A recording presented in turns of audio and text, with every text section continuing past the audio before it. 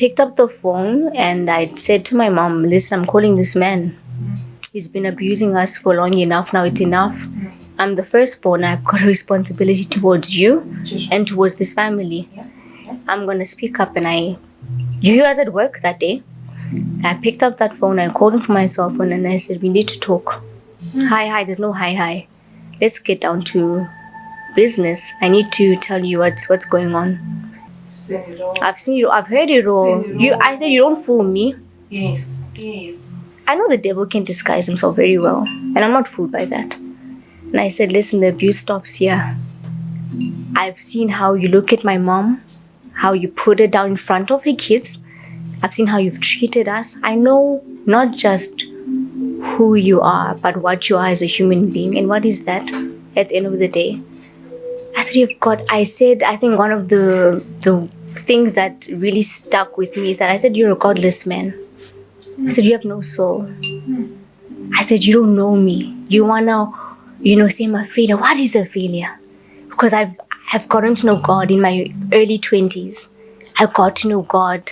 I was fortunate, as my mom would say, that I was fortunate to let God work through me and in me from the inside out, not from the outside in. Because had I been young and accumulated all these wonderful material things of this earthly world, I would have crashed and fallen like my mom did and many of her peers, and would have had to restart from the ground up. And for me, I don't have to do that because my father said, what about you? I said, I'm a damn good person, Dad. You don't know me. What would you know about me? I don't have kids. I don't sleep with men at my age when our neighbors are blessers. You know how easy it would be for me to cross the street and sleep with a guy and get like 40K or 50K or whatever. I said, I'm not wired like that. Because I'm God's child. He never gave me a chance to get to know you. Instead, you've been bashing me down, bashing my mom. And I said, it's enough. I said, it ends here. You want to go through my mom? You go through me first. And I think, I would say, at the end of the day, we all go back to our Creator. And I hope that you're proud of the kind of life you've built for yourself. Being the good doctor that you are, going to school for 12, 15 years, what are the fruits of that? At the end of the day, we all go to bed with our own conscience. And we ask ourselves, are we good people?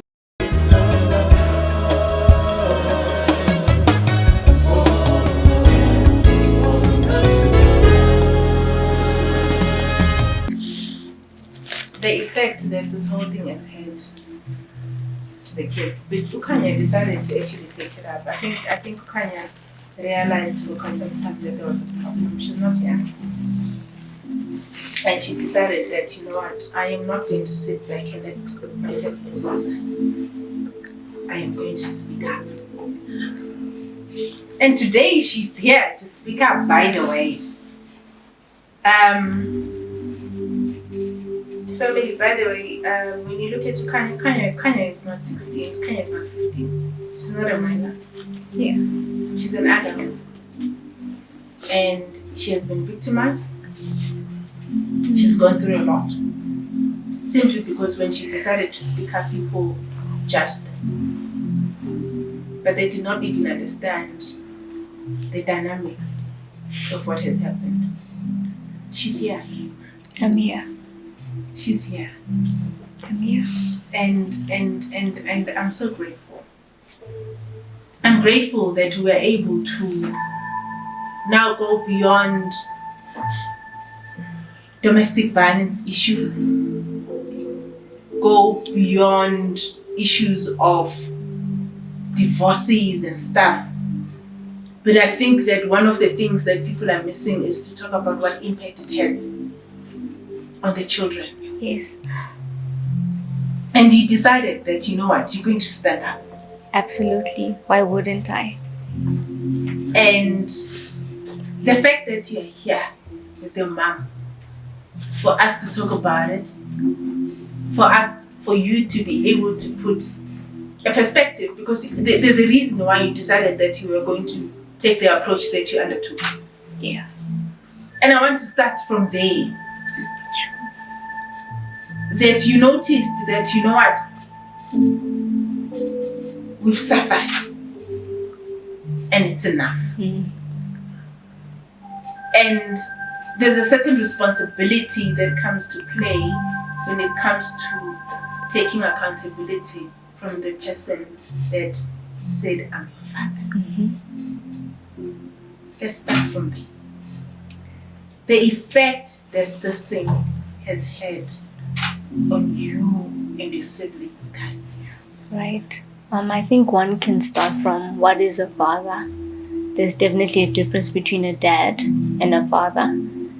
And right now with where we are in our lives, he hasn't exercised either.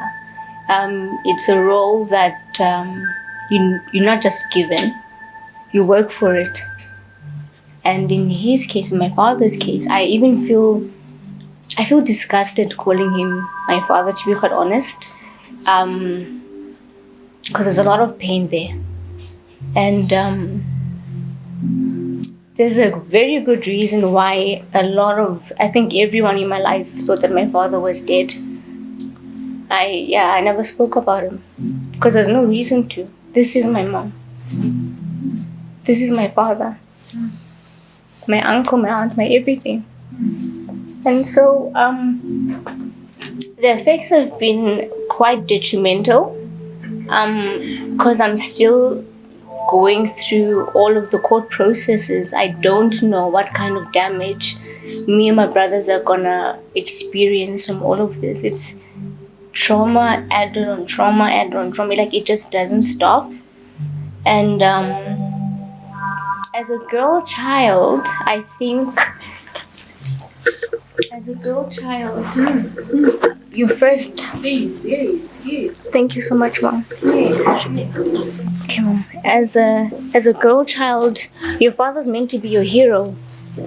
He's meant to be your protector, your defender, where you run to when there's danger, when you don't feel safe.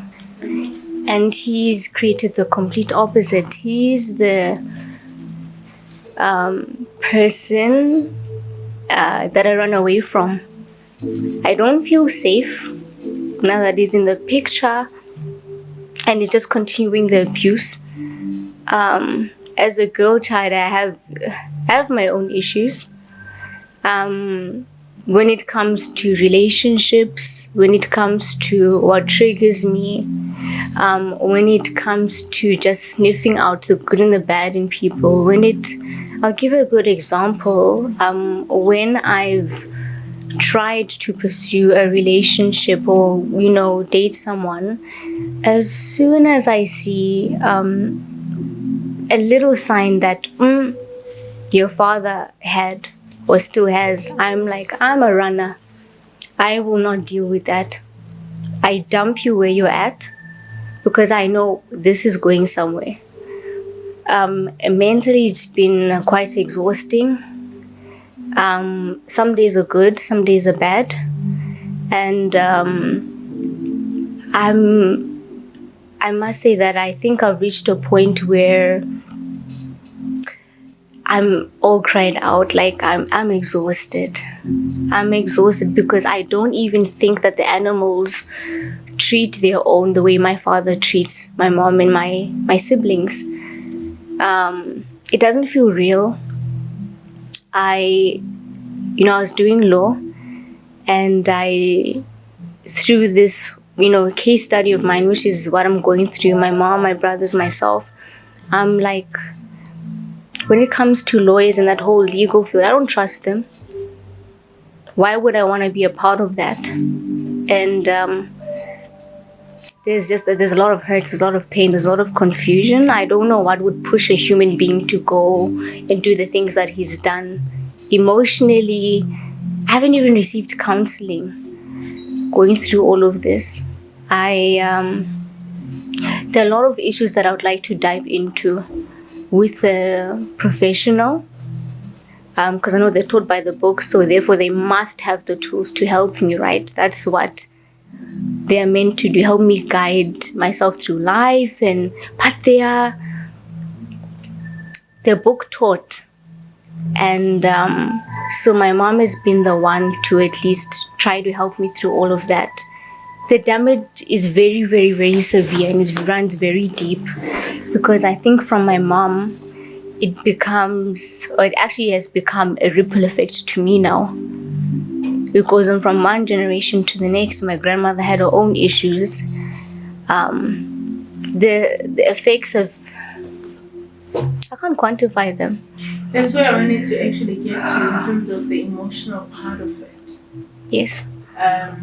And what it does to you as a human being, because I think where you are not 16 anymore. I'm you not. are not 17 anymore. No. You are at an age where you're supposed to be making serious decisions in terms of where you want to go and how you see men, you know, in totality, but also life in terms of where you actually want to go to. Right. And the fact that you've gone through this traumatic past, if I can put it like that, and it's still happening. By Still the way, happening. so it's not a Yes. past. The fact that you're still living in this trauma, and you have someone that you entrusted before, it must leave something with you.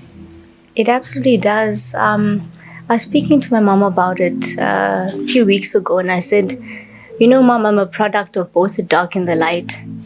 It's like the devil had a baby with an angel. I'm the product of that.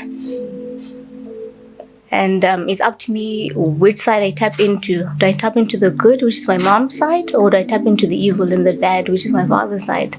I said to her, make it make sense, because the math is not mathing. How did this whole thing come about? And she says, you two are the total opposite. Tell me, how did you get here with my father? My mom had to walk me through the entire history, because that was the first time I asked my mom about everything.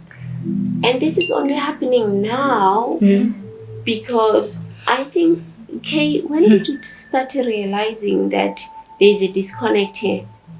Between Between me and your father, when did you realize? Because I was always covering for him. if we're being honest, it's been a long time. When my mom used to, write birthday notes and give me my brother's presents and things like that, as I got old, I said, no, my mom is setting me up here. She's lying to me. The handwriting was not my father's. He's not an emotional person. He's quite cold. And the messages on my birthday cards would be something that mom would say or write. So I knew that and I was very angry when I found out. I think it created a rift between my mom and I. I said, how could you? How dare you act like you're my father when you know he's not in the picture?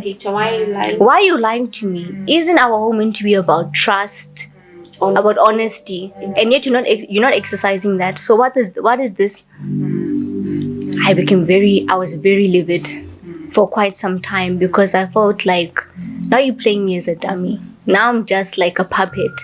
I know the guy's not around. You didn't have to go that far. I think the one thing that parents don't realize is the fact that kids, they are, as my mom would say, they're a product of their environment. Sure. We absorb everything. We listen. Sure. We see everything. And you can see. I can be 2 or 3 years old. It was apparent. I was there to witness it. Yes. So it's like, what are you talking about? You knew. I knew.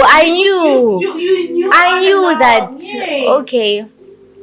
The funny thing is that it's only things like, Santa and the Tooth Fairy that came out when I was like 12, 13. I knew, they're not real anymore.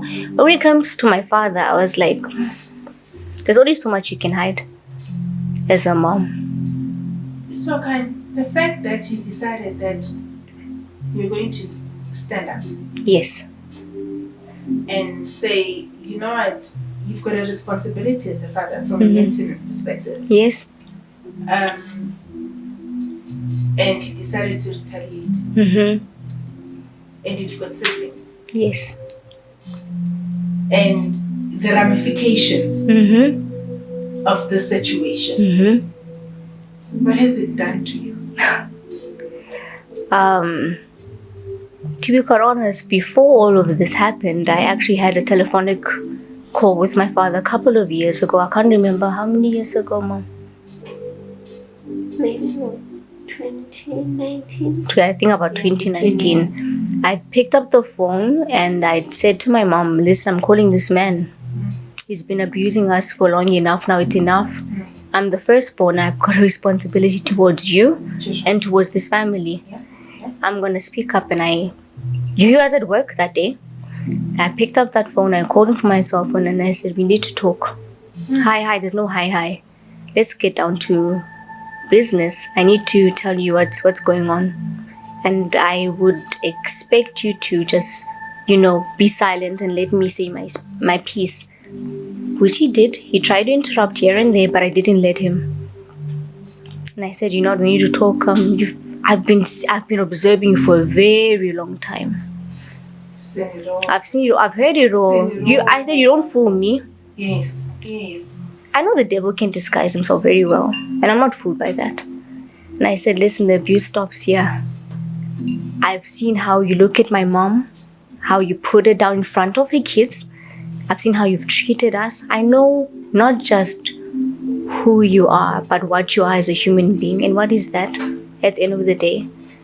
I said, I think one of the things that really stuck with me is that I said, you're a godless man. I said, you have no soul. I said, you don't know me. You want to, say I'm a failure. What is a failure? Because I've gotten to know God in my early 20s. I got to know God.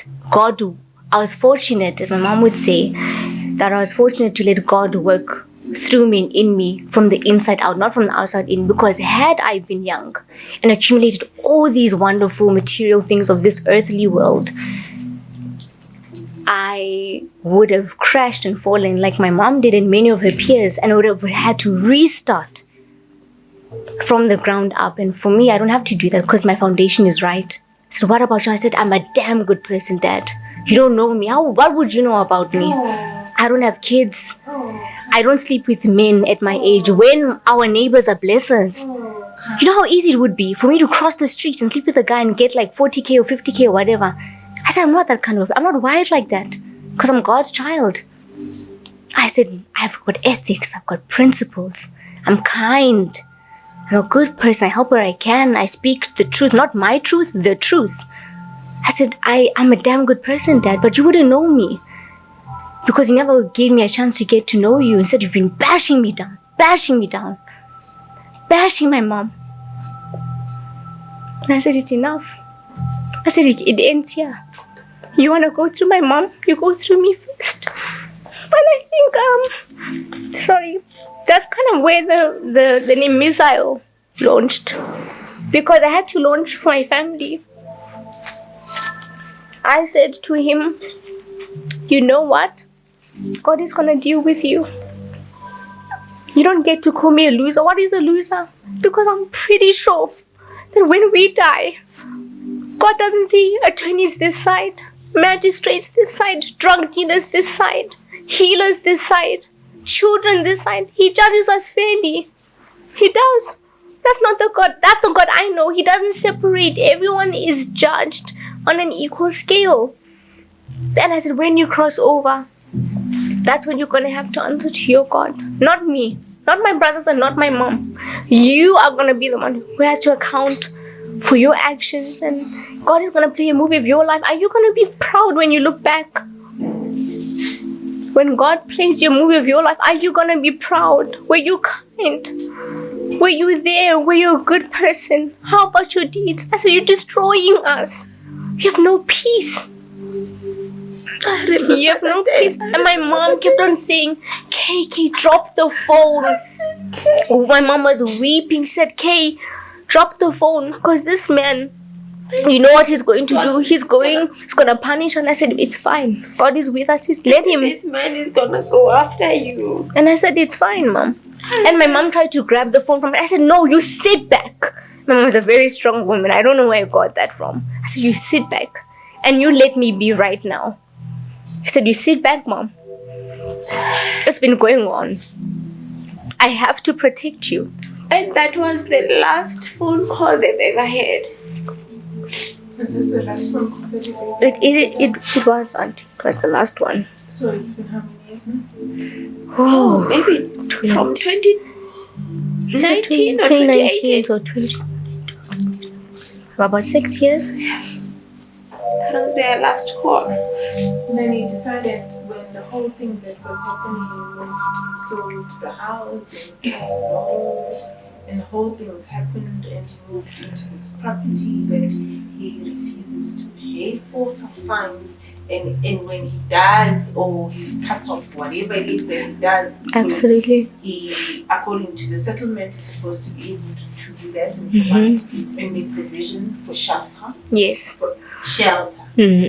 Not a home. And the Shelter. provision, Shelter. That's exactly it. It's Shelter. a basic human And right. Shelter. and the provision that he himself brought forward. He's the one that brought it forward. It's alternative accommodation. It's not part of. Alternative accommodation. It was the children were asking for money to go We to school. never asked for money asked for maintenance. For For an apartment. apartment. We had a because home. They had a home. They were happy at home. I didn't ask for an apartment. So when the house was sold, Yes. then he said then he decided that he's going to give an alternative shelter. Oh no, it was a master plan. If you ask me, if you see the sequence of how things unfolded, you can tell that there's definitely a plan. You don't do that overnight. Tell me. So he sent a notice of eviction through his attorneys. I'm not sure if I can name the name or not. But they sent my mom a letter of a notice of eviction, and the sheriff delivered it without a signature, so it wasn't really an official letter. Like he does not even have a legal stamp. Right. Yes. But I told my mom, get out of your place because it technically belongs to the good doctor, right? He's got the name on the title deed. So get the hell out of here. We're giving you less than a month. My mom was like, what? And if you could look at the reasons, they are so absurd. Not cutting your grass now, according to them, is equivalent to you being kicked out of your home of 15 years. The pavement wasn't well looked after. I don't know who's meant to be maintaining the pavements of the estate. And you're playing drums. My mom, and I'm going to say it very proudly, my mom is a healer. I'm not going to say she's a traditional healer. That's one aspect. But my mom is a universal healer. She knows what she's doing. Oh, My mom knows what she's doing. oh, God. Oh. And Oh. he says that this woman who's been providing for your kids, who's held it down, must evacuate her property. There's no space for her. She's beating drums. I would love to see the proof of those drums. Clearly, there would have been some kind of record to say that she's a ritualist. And they didn't stop there. They said my mom is conducting immoral and immortal rituals. How would they know? Oh yes, they did. Yes, in court papers, they said she's been conducting immortal and immoral rituals. So who have you killed? I would love to know. I don't know. No. I've never even promise killed you. a chicken. My mom is scared of chickens. My mom has chicken phobia. I wouldn't even. I'm not the only one. No.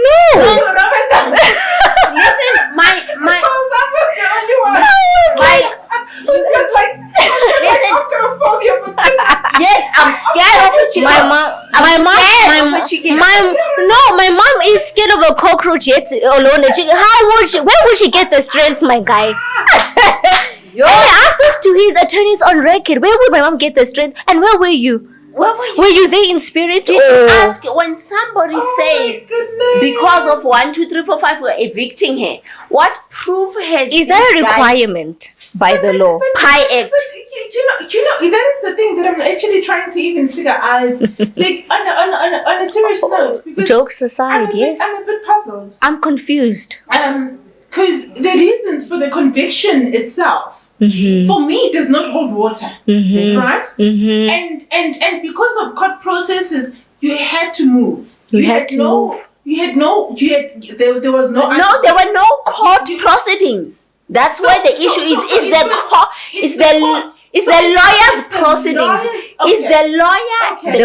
There were no courts involved because we are waiting for the court, and apparently the court was the lawyers. So what I'm trying to say is that when she was saying to me that the reason why she had to move is because of the condition that was there. What condition? What condition came? Listen, How is your house? Our home was perfect.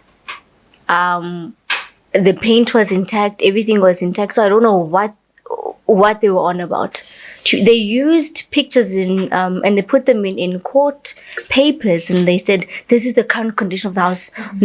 And it was actually pictures from like 2, 3, 4, 5 years ago that they submitted as present proof. And when he was able to come in, because as far as the recordings, the entry codes and all that, he was not coming in and out of the property, like the estate. So therefore, how would he know the state of the house? Unless you're stalking us. He had no reason to be there. His wife is not there. He has no family members. His wife, the mistress. The mistress. The glorified. No, she's a glorified mistress. I must say she's a glorified mistress. Let's be honest. I don't like to go. She's a glorified. That's not sugarcoat. No, she's a glorified mistress. Yes. Because she knew. She's been in the picture for a very long time. I mean, this is the same woman that used to phone my mom and say, "Your man is with me." She's not innocent, because our law says that if they have to annul a marriage, the party has to be someone that is innocent. This one is very much not innocent. She was the reason of divorce. What does the law say? If I were to go to the civil, process, I'm required to prove that this third person was not knowing that there was a marriage. This one wasn't knowing. What does the law say? Are we glorifying this union as the blessed and the civil marriage, or are we saying that we question the validity of the divorce because she was the cause of the divorce? Where am I sitting? So where I want to actually go to is current. Yes.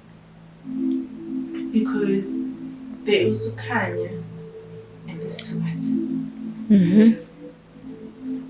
Can we talk about that dynamic? Please. You've got a brother who has seen it all.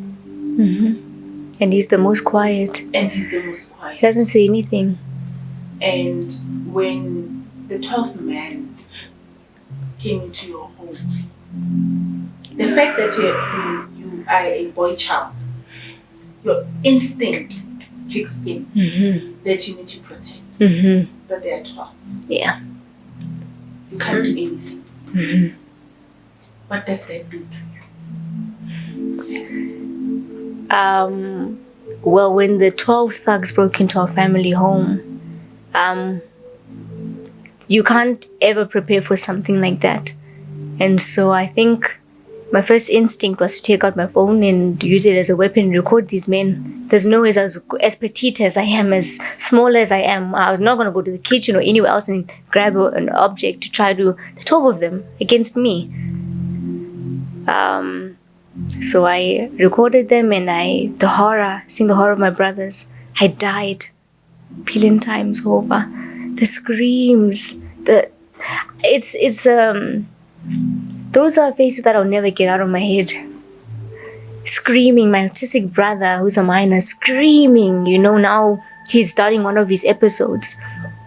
And my brother, who's now 20, but he was like 17, 18 at the time, was in absolute horror because he's an introvert.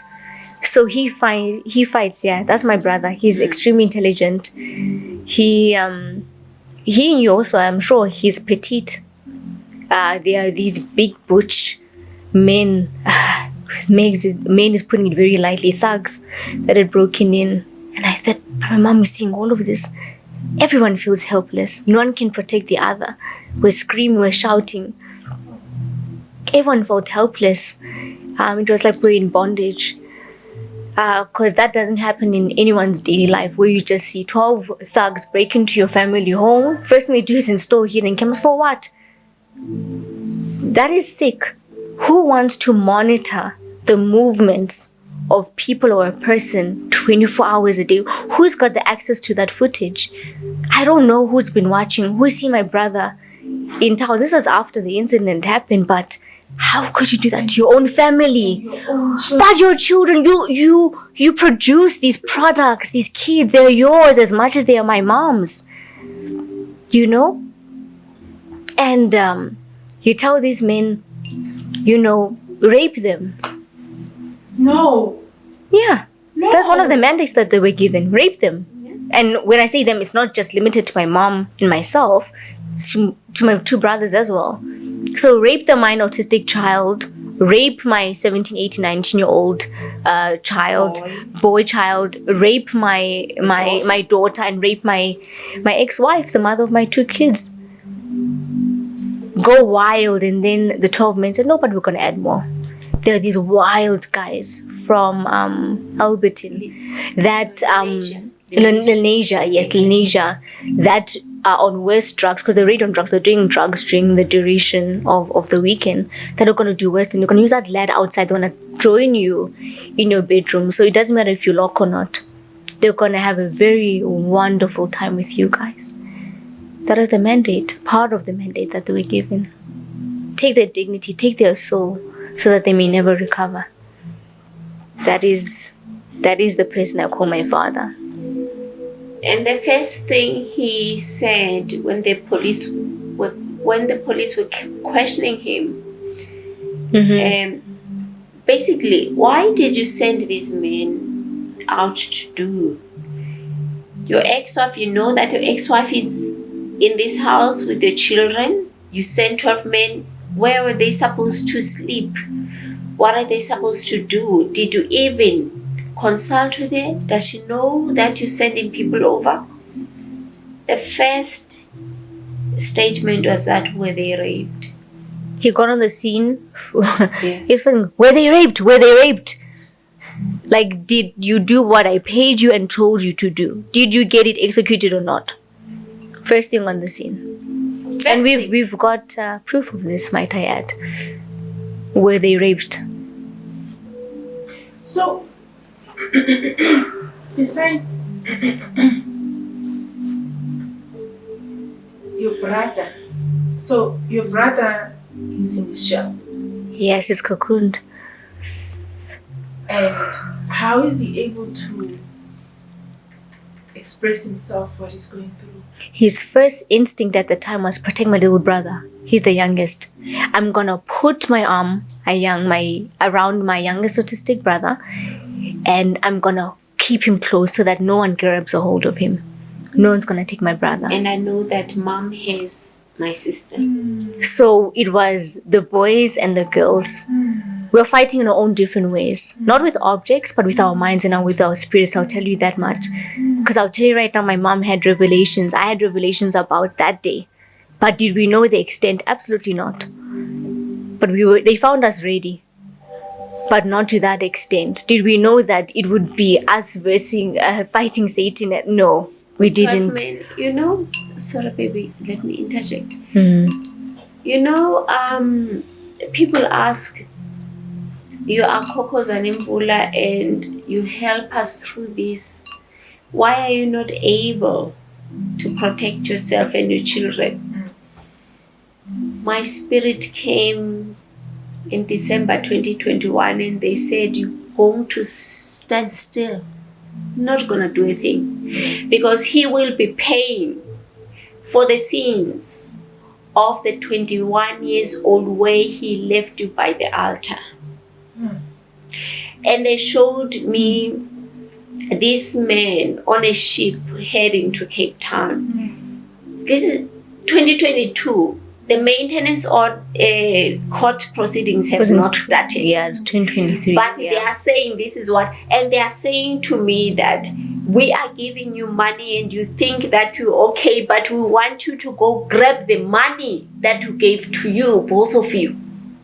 Because the blessings came with you, and he thinks that he's a doctor, he's put all this together. It was you that brought him the blessings, that brought him the money.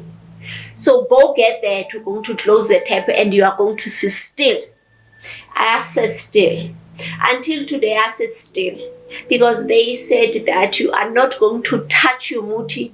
You are not going to seek for any kind of help, including you fasting for this moment.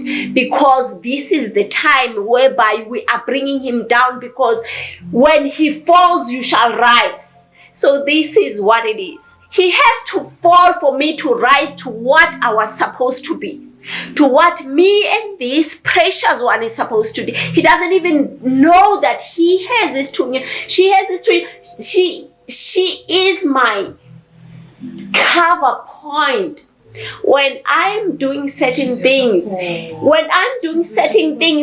is standing by God. She is standing to say that I'm covering you for you to be able, for you and your hips to heal.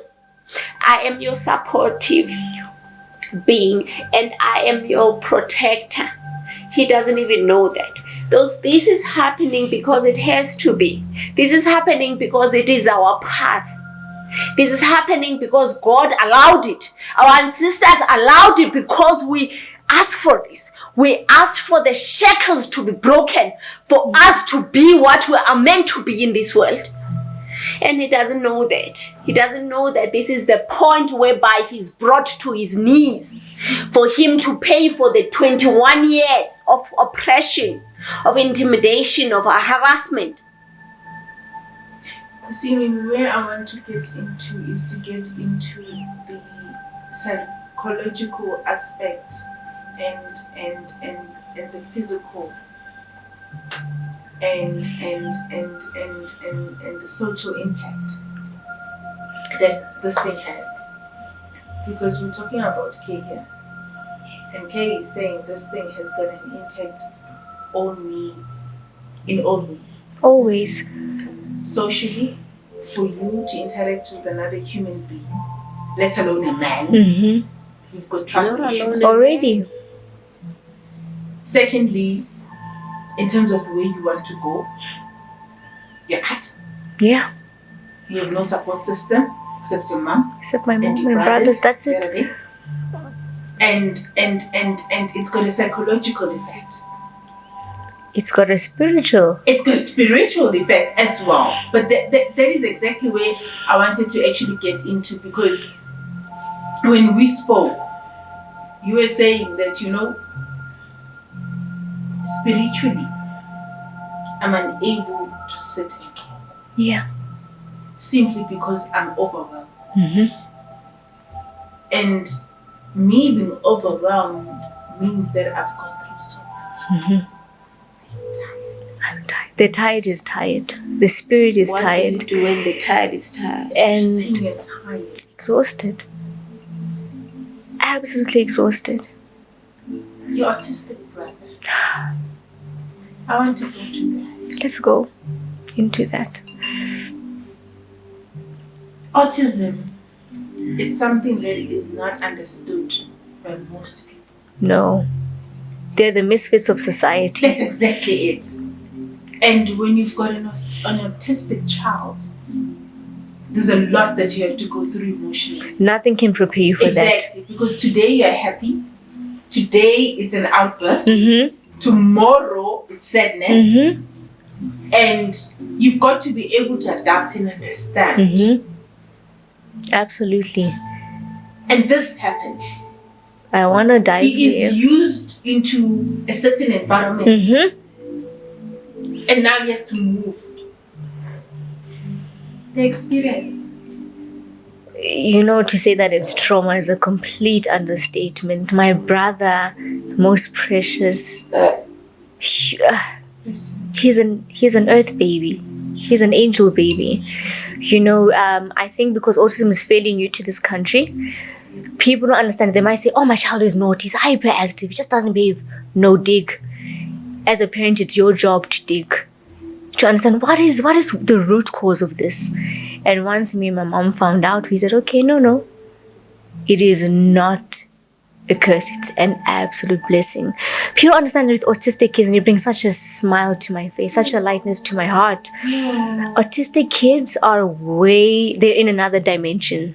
We're operating on 3D or 5D. They're on 7th D. Way beyond 7th, 9th, 12th, 15th D. Oh my goodness. So you have to also just understand what kind of autism does my child, because the spectrum is very broad, right? So they're not disabled. Like with my brother, he is not disabled, but they like in SA with the assessments we've gotten, they love to mix everything in one pot, and it's not correct. My brother has a little bit of a tough time writing, but when it comes to a PC, he can type. He downloads softwares. Our brother, the 20-year-old now, Uwe. Oh God, thank you God for that gift. He downloads these softwares for our baby brother, and my brother is highly intelligent. The 20-year-old is like on his other frequency level, but he cannot figure it out. How do you make characters, animations from a PC program? He can't do that, but that's the 13-year-old's gift. They can be able to. He was 11. He was 11 when he brought a character on a PC app that we've never seen before. It was moving. It had a name. He can talk, and it was saying something. So my autistic brother is affected, and we had to lie to my brother during the 17th to the 19th of November 2023. My mom said, no, these are not thugs, these are not bad guys, they are acting.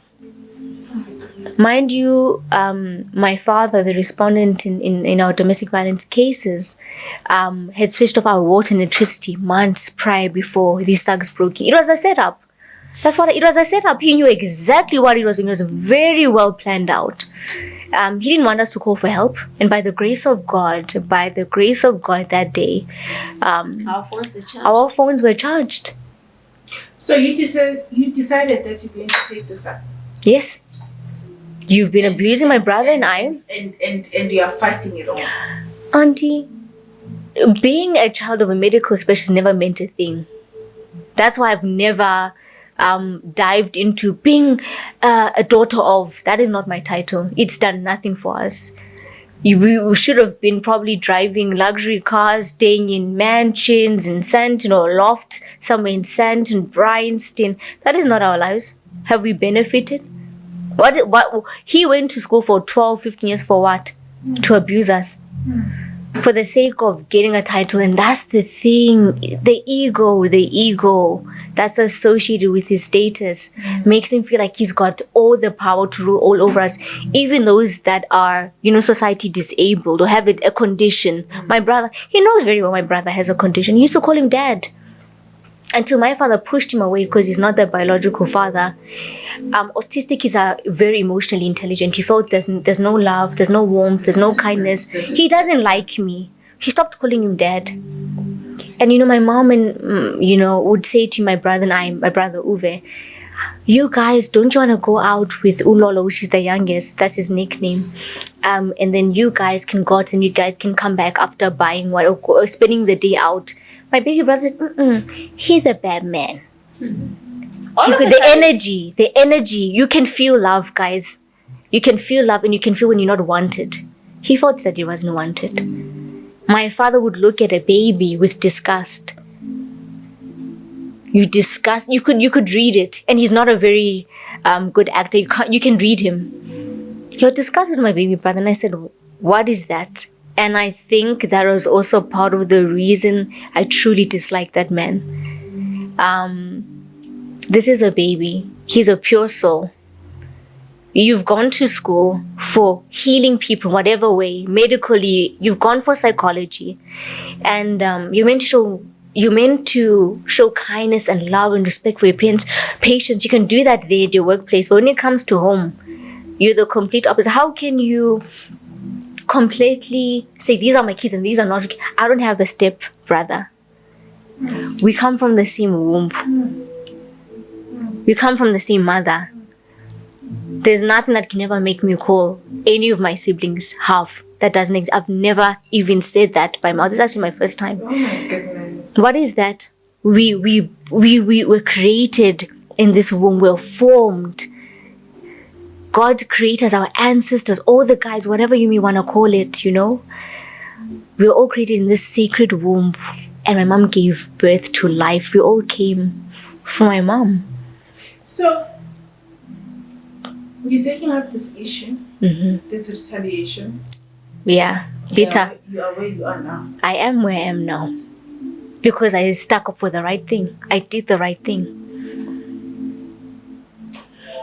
The justice system. Let's talk. It's a joke. Let's go.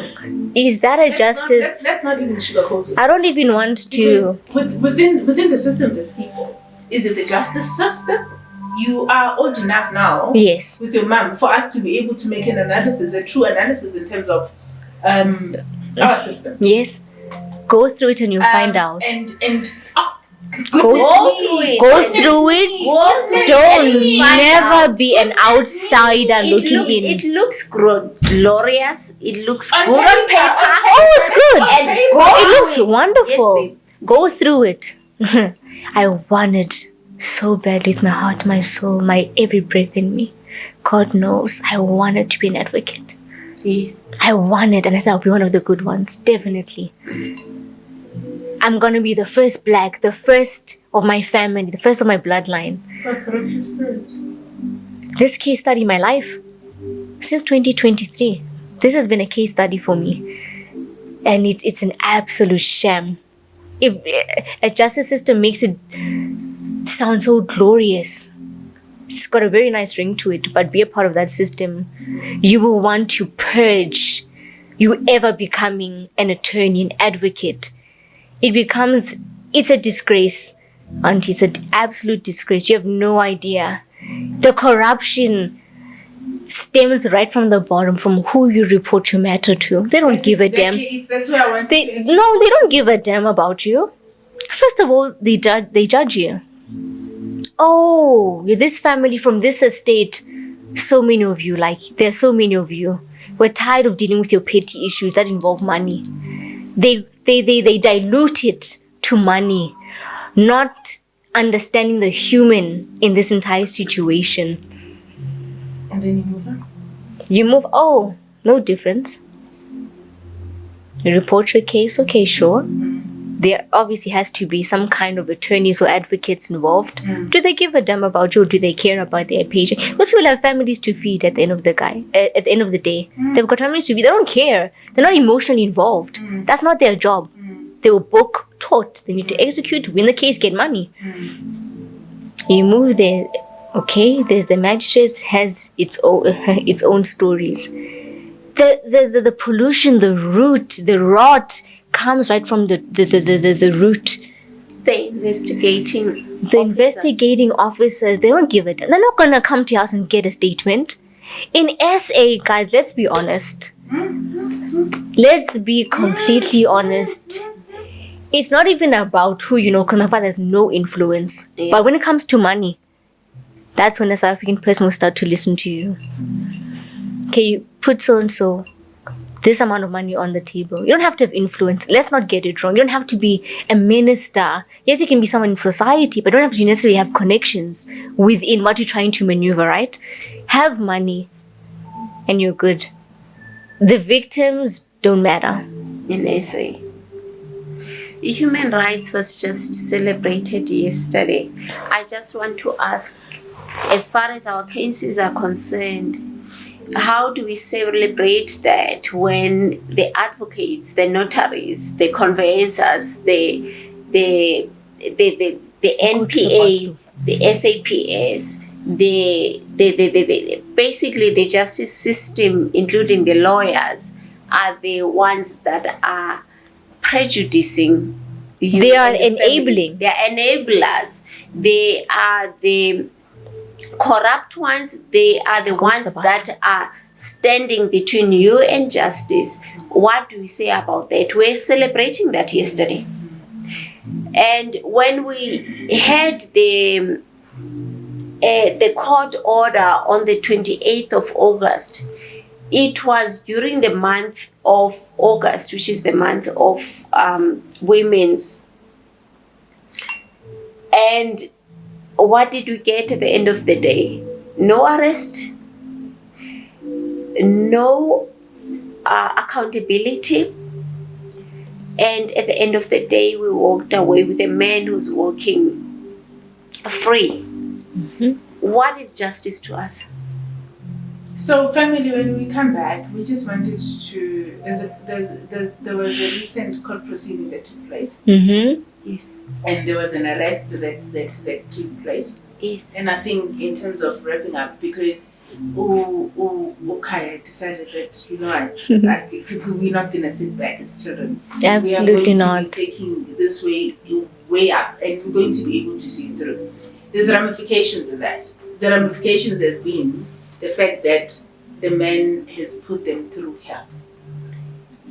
I can say, I think, Kanya, the reason why it was important that we talk about the effect of the whole thing to the children, because I mentioned before that, you know, when there's a dispute between parents, Mm-hmm. the worst affected are the kids. Mm-hmm. But nobody speaks about it. No. Nobody says anything about it. No. In fact, continues. And you would find that the ones that bear the worst brand are the children. Mm-hmm. They get caught up in the crossfire. They get caught up in exactly that. And you are one of those. And from where you decided that, you know what, I'm going to go live about it, Mm-hmm. I don't care who says what, No. because this is my life, Yes. and this is my family, Yes. and this is our lives. Yes. I'm going to take ownership of it, and Yes. I'm going to run with it. Mm-hmm. You've had backlash. I had backlash, yes. Let's talk about that.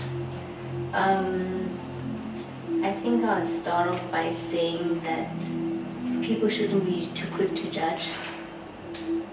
You don't know me, you don't know my age, and I am doing the best I can to let you in my life And it's not easy. so that you can learn. It's take a page out of my book kind of a thing. And I know people are so quick to jump into conclusions, and it's like, but why don't you just ask? Do you know how simple it is just to ask, how old are you? I was there for most of it. Hence I'm here today to speak on it, because I witnessed it with my eyes, with my ears, with my soul. I was there.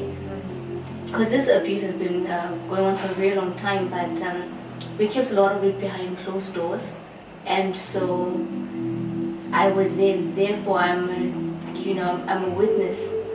I'm a victim. I don't even like that word. Survivor. I wish there would be. Part of it. I'm a huge part of it, and I will not sugarcoat it. I will not make my father look like a monster when he isn't one. I wouldn't make my mom look like an angel if she isn't one. Maintaining a lie, I don't have time for that. People do not judge people. Get to know them on a first. Ask, guys, and maybe you'll be able to reduce. And it's looking at you, by the way. Yes. Tell them, yes. Don't be so quick to judge. Be kind. I believe that love and kindness is the true currency of this world. It's not money. It's not money. Ask people before you want to demonize something that's meant to be beautiful. We're trying to bring awareness to people, and just saying that you guys might not know The women that live in the big houses, that drive the big cars, that look like they have their lives together, don't envy them. Why don't you just see the human in my mom? It was my choice to go on another platform because it's our story. I'm not going to say unfortunately. Fortunately, it's intertwined as one. That's where I come in. And I'm not here to fight anybody. I'm not here to cause a ruckus or anything like that. But learn to understand, listen more than you speak, is what I would say to the people that are bashing my mom and bashing me. But just be open-minded. Don't be so narrow-minded. And let everything that you say and do come from the heart, come from a pure space. There's a way of saying things, I say a certain way of doing things. Just be kind to the next person because you never know what they're going through. It might be your child on some other day, it might be your grandchild. Just be kind and breathe love into everything that you do and say. That will take you a long way.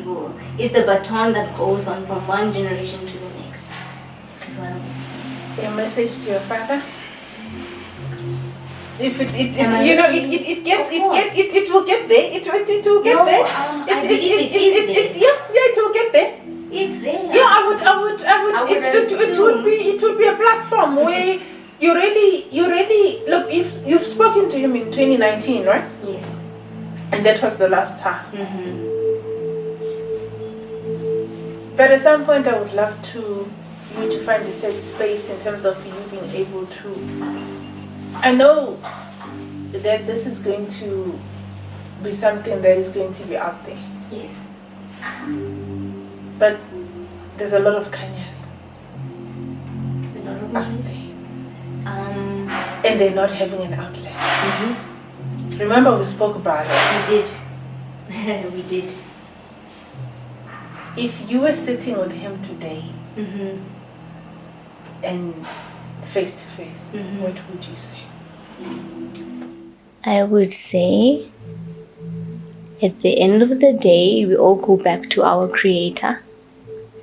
And I hope that you're proud of the kind of life you've built for yourself.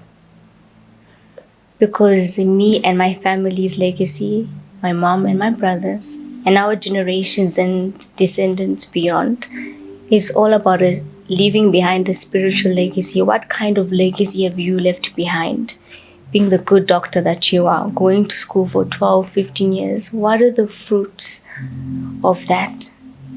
At the end of the day, we all go to bed with our own conscience and we ask ourselves, are we good people? Are we proud of the kind of versions that we are? Or I would say that I hope that you find God. That is something that I would definitely say to my father. I hope that you'd find God and for you to repent of your sins because you are in the dungeon. And at the end of the day, children become their parents. Parents old, they get gray, they have health issues. Some of them might end up in wheelchairs and the children have to be the parents to step up. What kind of life have you left behind? Would you think that you qualify to be a good doctor? You've wrecked us. And yet you put a facade on and people are somehow amused by that because of your status in society. It means nothing when it comes to God. I would tell you, I always go back to God and that is my core. I would say that you need to block out the noise from whatever influences you're getting. Humble yourself and to say that, you know what? I've wronged you, you've even wronged yourself with the things that you've been doing to my brothers, to my mother. And I believe that this is the breaking of a generational curse.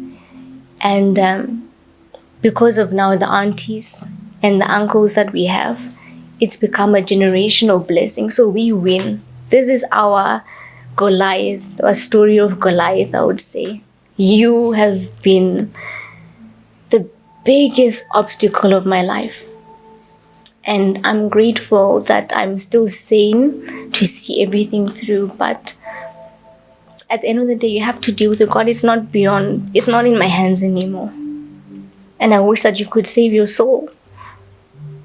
I really wish you could save your soul. And to apologize to my mom, who's done everything. There's nothing my mom hasn't done for you, and there's nothing she's done to you.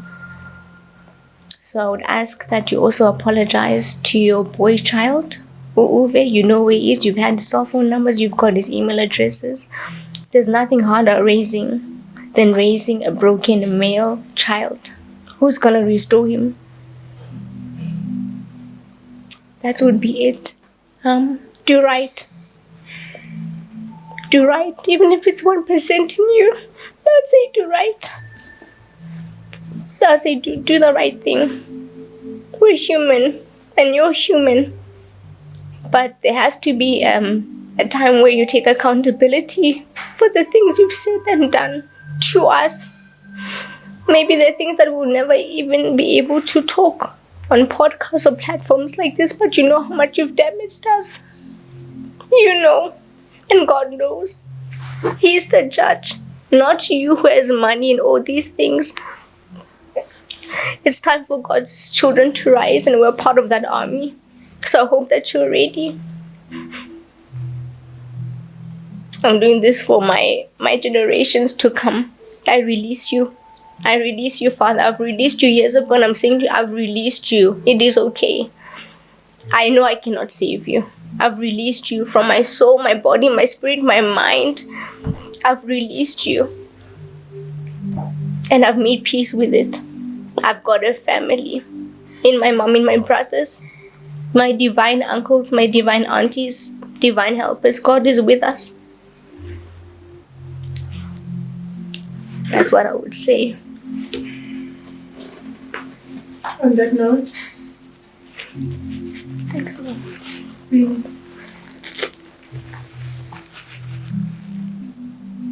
thank you for joining us. I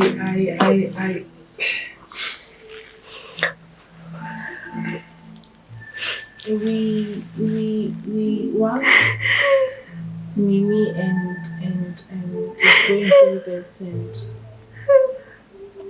her family at the bottom of the screen.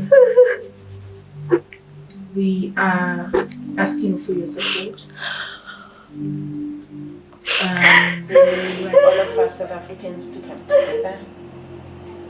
They need all of us as a community to come together. We are going to be leaving their details with regards to your contribution.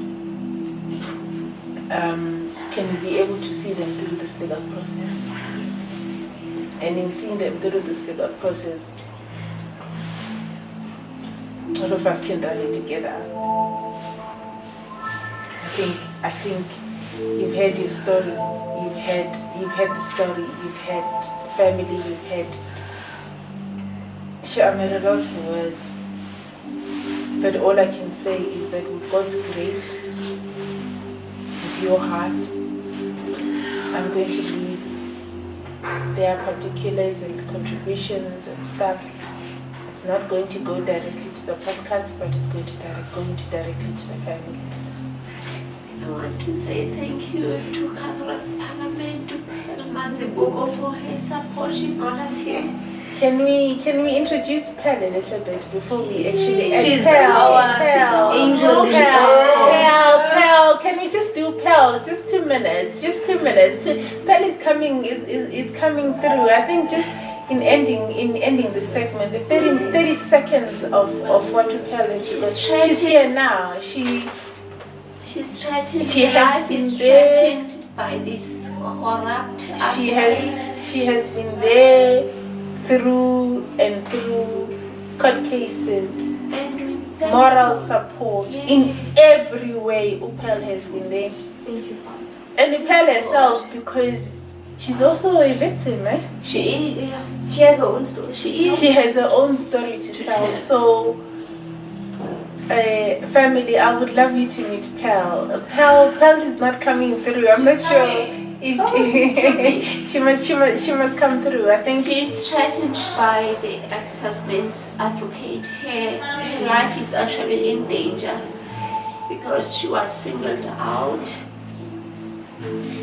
as someone who's in danger, could be attacked anytime. yeah. Because she stands for justice.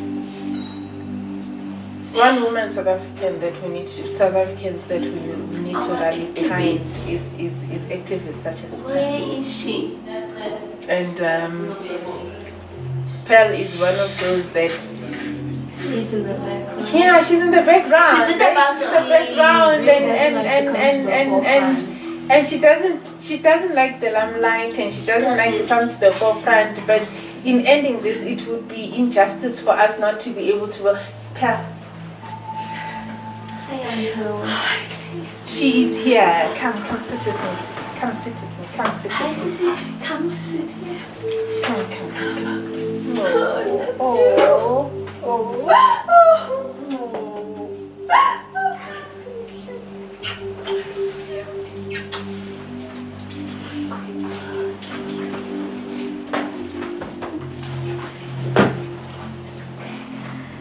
This is my Auntie Pearl. Pretty Pearl is my mom, divine spirit. So I would like to thank you.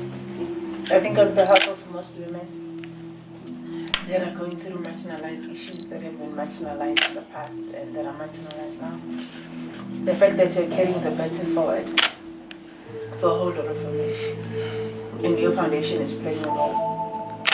And as South Africans, I think we need to start now focusing on exactly that. We're here. We have to give you support. And thank you for what you've done for this family. If it wasn't for you, I don't think we would have been sitting here and talking about this issue. So, your foundation, can you just zoom Pearl's foundation and can you just zoom Pearl's foundation, please? Community, family. This is Pearl's foundation. She is just not a talker.